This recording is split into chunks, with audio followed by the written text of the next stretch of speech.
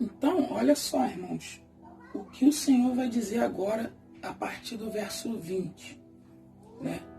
Que vai mostrar que é um contexto profético para o futuro. Olha a ligação que o Senhor vai fazer agora, do 20 ao 22, né? Aqui Deus veio falando, né, da arrogância do rei da Síria, né? E olha só, acontecerá naquele dia que os restantes de Israel e o da casa de Jacó que estiverem se salvado nunca mais se estribarão naquele que os feriu, mas com efeito se estribarão no Senhor, o Santo de Israel. Os restantes se converterão ao Deus forte, né? Olha só a ligação com o capítulo 8, Deus forte, né? As características do Messias, príncipe da paz, Deus forte, Pai da eternidade. Os restantes se converterão ao Deus forte, sim, os restantes de Jacó, porque ainda que teu povo, ó Israel, seja como a areia do mar, os restantes que se converterá. Destruição será determinada, transbordante de justiça. Olha só que interessante, né? Você vê que é um restante que vai ficar depois que um vai ferir eles, né? Quem é que é esse que vai ferir Israel? O rei da Síria. O rei da Síria, tá? Esse, né, que vai ferir a Israel, né? Vai ter um remanescente que esse rei da Síria vai matar e perseguir o povo de Israel, né? Que são judeus e gentios, tá? A gente vai ver aqui no contexto, tá? Vocês ainda podem estar achando que eu estou falando aqui besteira, mas olha só o contexto. Vamos continuar vendo o contexto, né? E Paulo aplica o verso 22 em Romanos 9, 27. Nossa, começou aqui um som aqui, irmãos. Vou cortar aqui o vídeo, só um minuto. Depois continua. Então, irmãos, continuando, né? Como eu estava dizendo, Paulo cita esse verso 22 de Isaías em Romanos 9, 27, né?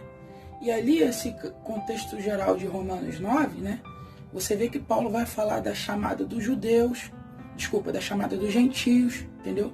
Vai falar de Israel, entendeu? E ele vai citar justamente o profeta Oséias, entendeu? Então, o que esse verso está querendo dizer, né?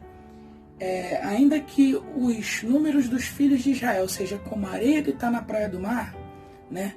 Mostrando também uma das promessas feitas a Abraão, Isaac e Jacó, né? Que sua descendência iria ser como a areia que estava na praia do mar, é só um remanescente que vai ser salvo. Esse remanescente vai ser o quê? O que crê, tanto de judeus quanto de gentios, né? E Paulo cita o profeta Oséias, né? Que fala ali, ele está falando que enxergou a chamada dos gentios no profeta Oséias, entendeu? E quando você vai ler o profeta Oséias, você vê justamente as promessas, a rejeição, de Efraim, como eu já falei no vídeo, e a promessa deles voltarem, entendeu?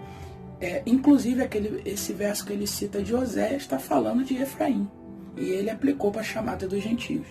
Então, você vê a importância para o entendimento das Escrituras, você ter a doutrina das duas casas de Israel. Todos os profetas, né, eles profetizam, né, sobre as duas casas, né, tendo em vista que Efraim tem a promessa de se tornar a plenitude dos gentios, como eu já falei nesse vídeo. Então você vê que nessas profecias, né, você já descobre uma das chaves para o entendimento das Escrituras.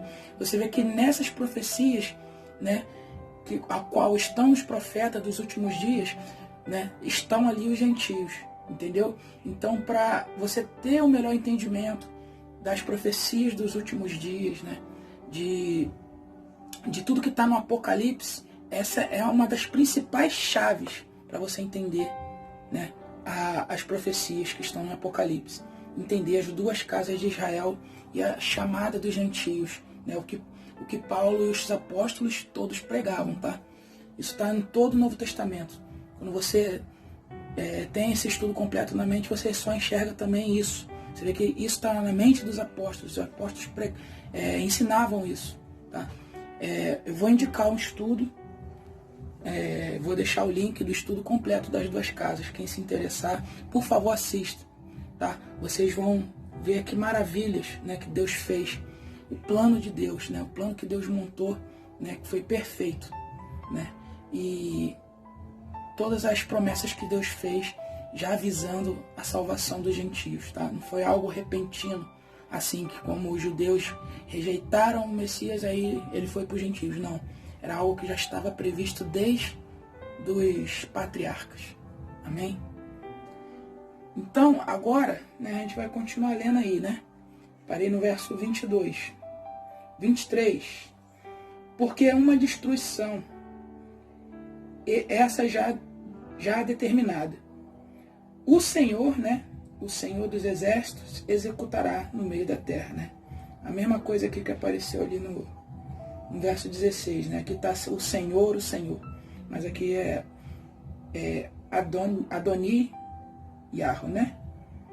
Ou seja, o Senhor, Deus, né? Vai executar isso no meio de toda a terra. Você vê que ele está falando que ele vai executar isso tudo no meio de toda a terra. Olha só, né? Às vezes também nas entrelinhas a gente já vê, né, a interpretação de alguns textos. Pelo que assim diz o Senhor dos exércitos: povo meu que habitas em Sião, não temas a Assíria, quando te ferir com a vara, contra ti levantar o seu bastão, à maneira dos egípcios. Olha só que interessante esse verso. Você vê, já vou repetir de novo, Deus que utilizou a Assíria no contexto histórico para castigar a casa de Israel. Entendeu? Ou seja, era obra do Senhor isso.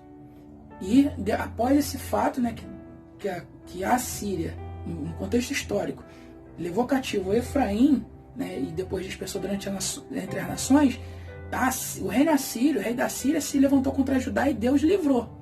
Mas aqui ele está falando para não temer quando o rei da Síria ferir.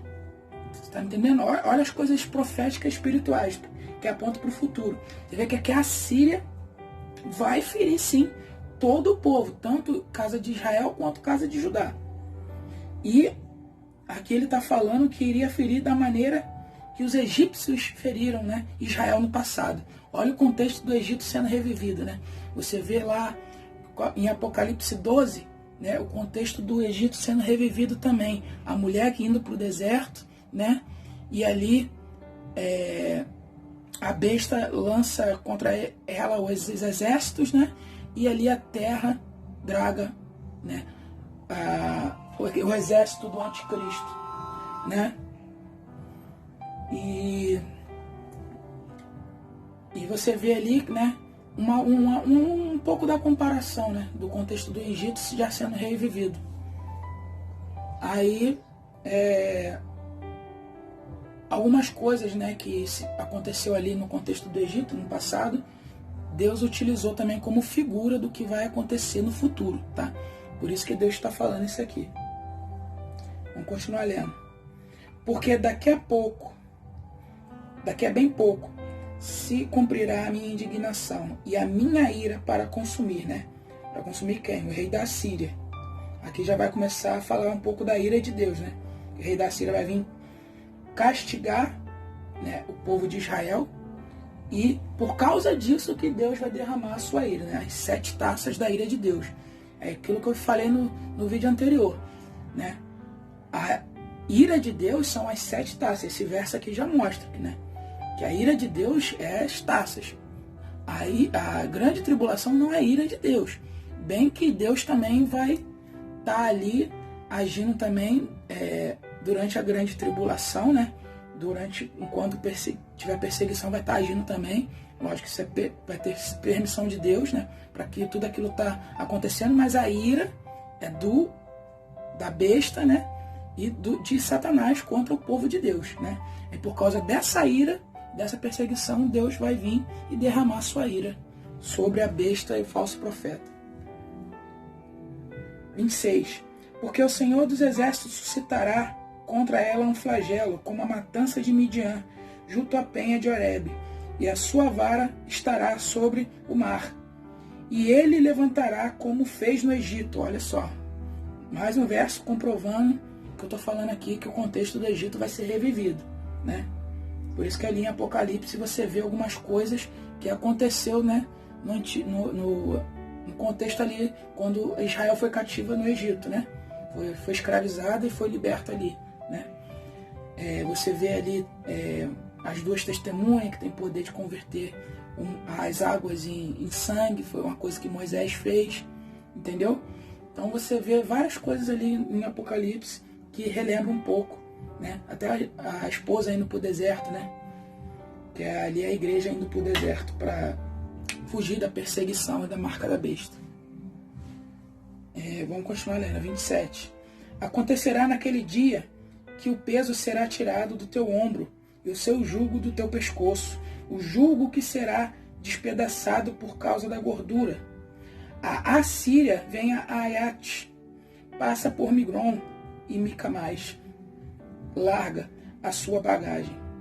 Passa o desfiladeiro, aloja-se em Geba, já Ramá treme, Gibeá de Saul foge, né? Olha quantos locais, né, a Assíria vai estar perseguindo, né?